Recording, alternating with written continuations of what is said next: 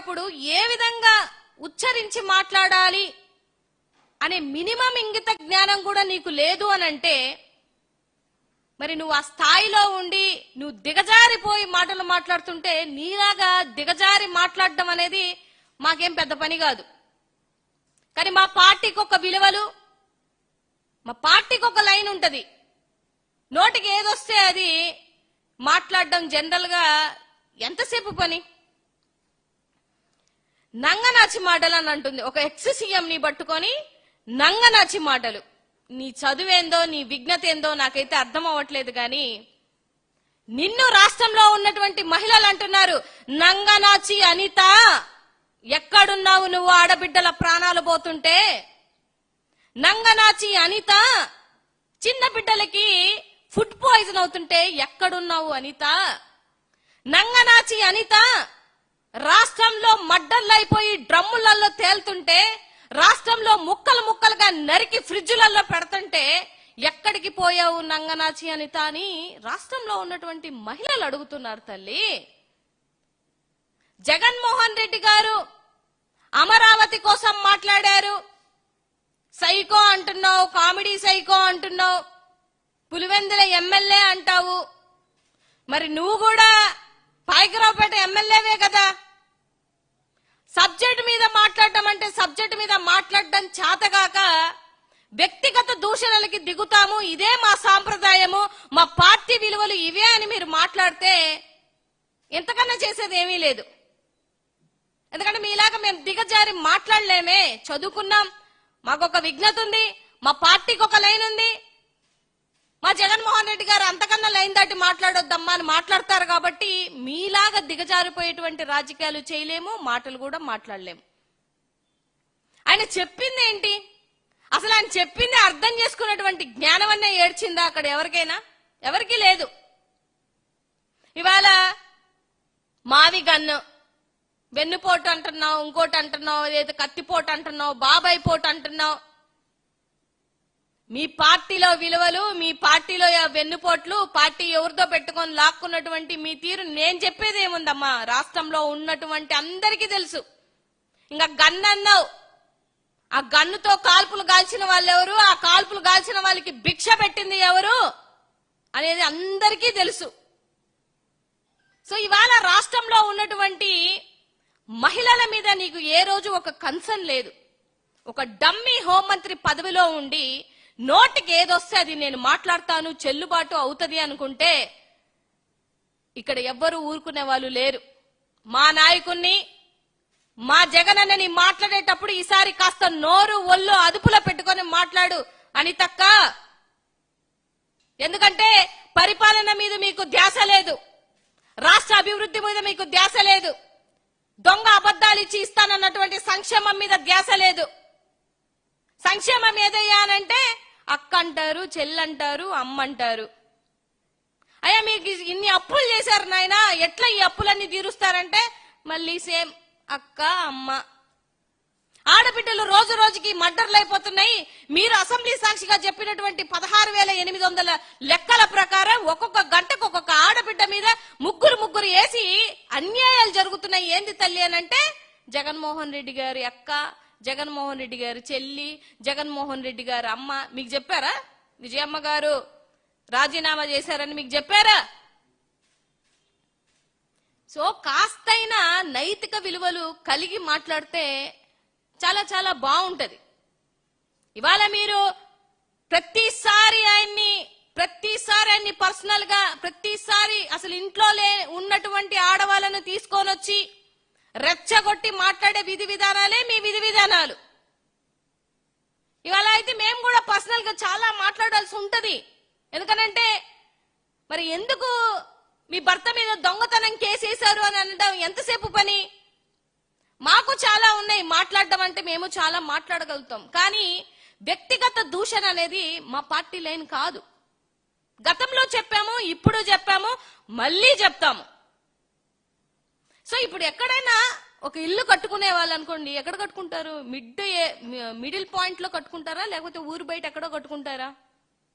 గతంలో మీ పార్టీ కోసం, ఇదే అమరావతి కోసం మాట్లాడినటువంటి మీకున్నటువంటి ఆ డిప్యూటీ సీఎం గారు ఏమేం మాట్లాడారో ఒకసారి చూడండి.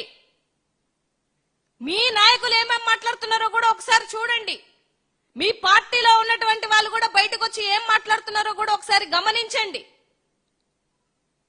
ఎప్పుడు రాజధాని వద్దు అని గాని, రాజధాని ఉండకూడదని గాని జగన్మోహన్ రెడ్డి గారికి గాని వైఎస్ఆర్సీపీ పార్టీకి గాని ఆ ఉద్దేశం లేదు. మీరు కావాలని పదే పదే రెచ్చగొట్టుకుంటూ, మీరు కావాలని మీరు అడ్డగోలుగా కాదండి. రాష్ట్రంలో ఉన్నటువంటి ప్రజలకు తెలియదా? 50,000 ఎకరాలు దోచేశారు, ఇంకా 50,000 ఎకరాలు దోచేయడానికి రెడీ అయిపోయారు. రైతులకు ఇస్తానన్నటువంటి వాళ్ళకి ఏవైతే బెనిఫిట్స్ ఇస్తానన్నారో అవి ఇవ్వకుండానే పదే పదే రైతులను మోసం చేస్తాము అని అంటే ఎలా ఒప్పుకుంటాం? ఏ విధంగా ఒప్పుకుంటారు? అంటే సబ్జెక్ట్ మీద నాలెడ్జ్ లేకుండా హాఫ్ నాలెడ్జ్ మాటలు మాట్లాడకండి అనిత గారు, నవ్వుల పాలవుతారు. ఎందుకంటే మీ నంగనాచి మాటలు, మీ శుద్ధపూస మాటలు రాష్ట్రంలో ఉన్నటువంటి ప్రజలు వెంట్రు. రీసెంట్ గానే మీ పార్టీలోనే ఎవరి ర్యాంకులు ఏంటి అని తీస్తే చిట్ట చివరి ర్యాంక్ వచ్చిందంట మనకి. అంటే నీ దగ్గరికి ఒక ఫైల్ వస్తే 5 రోజులైనా కూడా ఆ ఫైల్ ని మూవ్ చేయవు, ఆ ఫైల్ కి సంబంధించినటువంటి ఇన్ఫర్మేషన్ ఏంటో కూడా తెలుసుకోలేనటువంటి ఒక డమ్మీ హోంమంత్రి పదవిలో నువ్వుండి ఇవాళ జగన్మోహన్ రెడ్డి గారిని మాట్లాడతాను అని అంటే తాట తీసి కూర్చోబెట్టే రోజులు ఉన్నాయి, వస్తాయి. అంటే మేం కాదు, రాష్ట్రంలో ఉన్నటువంటి మహిళలే మిమ్మల్ని కూర్చోబెట్టే రోజు ఒకటి వస్తుంది. ఎందుకనంటే మీరు నాకు తెలిసి ఇవాళ 20 నెలల కాలంలో ఈ రాష్ట్రంలో ఉన్నటువంటి మహిళలను అందరినీ అడుగుతున్నాను, ఏ రోజైనా అనిత గారు ఇదిగో ఒక చోట మర్డర్ జరిగింది, మానభంగం జరిగింది, లేకపోతే మైనర్ బాలిక మీద హత్య జరిగింది, ఇదిగో ఈ డ్రమ్ములో పెట్టారు, లేకపోతే ఈ ఫ్రిడ్జ్ లో పెట్టి ముక్కలు ముక్కలుగా చేశారు, నిన్న మొన్న 2 రోజుల క్రితమే కదా విశాఖలో ముక్కలు ముక్కలుగా కట్ చేసి ఫ్రిడ్జ్ లో పెట్టారు, వెళ్ళావా? పరామర్శించావా? పోనీ అసలు ఏం జరిగిందో తెలుసుకున్నావా? ఇవిలే నీ పదవికి ఇచ్చినటువంటి పని నువ్వు ఏ రోజు చేసిన పాపాన పోలేదు. గాని జగన్మోహన్ రెడ్డి గారిని తిట్టడానికి మాత్రం నీకు ఒక శాఖ ఇచ్చి ఆ శాఖలో నిన్ను కూర్చోబెట్టారు కాబట్టి ఆ శాఖకు మాత్రం న్యాయం చేసుకోవడానికి తగుదనమ్మా అనుకుంటూ పదే పదే వచ్చి మీడియా ముందుకు వచ్చి ఆయన్ని సైకో, లేకపోతే పులివెందుల ఎమ్మెల్యే, నంగనాచి మాటలు. అసలు నువ్వు హోంమంత్రి ఎట్లయినావో నాకు అర్థం కావట్లేదు. కానీ చదువుకున్నారు కదా, ఒక ఎక్స్ సీఎం ని ఏమని మాట్లాడాలో కూడా నీకు తెలియట్లేదా?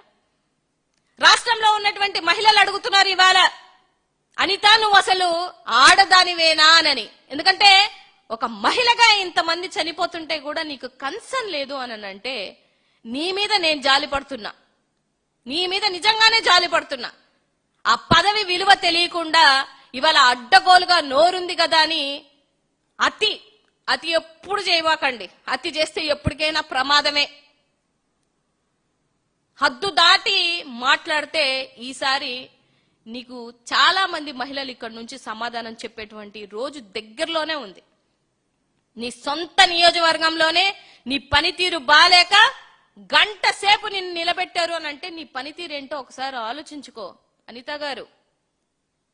నీ సొంత నియోజకవర్గంలోనే మహిళలు బట్టలిపదీసి కొడితే కూడా ఒక చేతగాని హోంమంత్రిగా నిల్చున్నటువంటి నీ తీరు రాష్ట్రంలో ఉన్నటువంటి మహిళలు దుమ్మెత్తి పోస్తారు. ఈసారి ఓట్లకు వెళ్ళండి, ఏమంటారు చెప్పులు చాటలతో మిమ్మల్ని కొట్టే రోజు వచ్చుద్ది, గ్యారెంటీగా వచ్చుద్ది. ఎందుకంటే మీరు ఉన్నటువంటి పదవుల్లో మీ గవర్నమెంట్ ఉండి ఒక అత్యున్నతమైనటువంటి పదవి హోంమంత్రి పదవిలో ఉన్న నిన్నే నీ నియోజకవర్గంలో 3 గంటలు నిల్చోబెట్టారు అని అంటే మీ పనితీరు ఏమని అర్థం?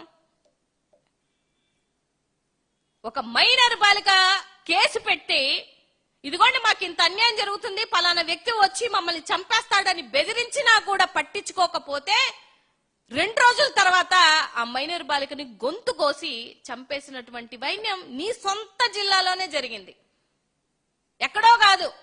నీ సొంత జిల్లాలోకే నువ్వు న్యాయం చేయలేవు, ఇంకా ఊరంతా ఏం న్యాయం చేస్తావులే గాని నీ సొంత జిల్లాలో జరుగుతున్నటువంటి వాటికి న్యాయం చేయలేవు. సో దయించి ఇక నుంచి నీ నంగనాచి మాటలన్నీ కట్టిపెట్టి, నీ నంగనాచిన మాటలన్నీ పక్కన పెట్టి రాష్ట్ర మహిళల యొక్క సంరక్షణ మీద, రాష్ట్ర మహిళల యొక్క ప్రాణాలు కాపాడే విధంగా నీ పదవి ఉండాలని నేనైతే మనస్ఫూర్తిగా కోరుకుంటున్నా. ఎందుకంటే రాబో రోజులలో మహిళలే నిన్ను నీ నియోజకవర్గం నుంచి తరిమి కొట్టే రోజు ఒకటి వస్తుంది, గుర్తుపెట్టుకో. ఎందుకంటే ఆఫ్టర్ ఆల్ పులివెందుల అన్నప్పుడు నువ్వు ఆఫ్టర్ ఆల్ పైకరావుపేట ఎమ్మెల్యేవి. 2019లో అనిత వద్దు పార్టీ ముద్దు అని ఒక నినాదం తీసుకొని వచ్చి నిన్ను ఇసిరేస్తే కొవ్వూరులో ఓడిపోయిన ఎమ్మెల్యేవి. ఇవాళ ఫ్లూక్ లో 3 పార్టీలు కలిసిపోతే ఏదో ఎమ్మెల్యే అయినటువంటి నువ్వు ఆయన చరిత్ర గాని వాళ్ళ తండ్రి చరిత్ర గాని నీకు తెలియదు కాబట్టి 2014కి ముందైతే అసలు నువ్వెవరో కూడా ఎవరికి తెలియదు. ఆ విషయాలన్నీ పక్కన పెట్టి రాష్ట్ర మహిళల యొక్క సంరక్షణ మీద పిల్లలు ఫుడ్ పాయిజన్ అయిపోయి నీ సొంత జిల్లాలోనే చనిపోతున్నారు. అసలు నువ్వు వెళ్తేనే బొద్దింకొచ్చింది. నువ్వు వచ్చి ఇప్పుడు నీతి మాటలు చెప్తుంటే నిజంగానే దెయ్యాలు వేదాలు వల్లించినట్టు ఉంది. కాబట్టి కాస్త జగన్మోహన్ రెడ్డి గారి మీద మాట్లాడేటప్పుడు ఒళ్ళు నోరు అదుపులో పెట్టుకొని మాట్లాడాలని ఈ సందర్భంగా తెలియజేస్తున్నాను.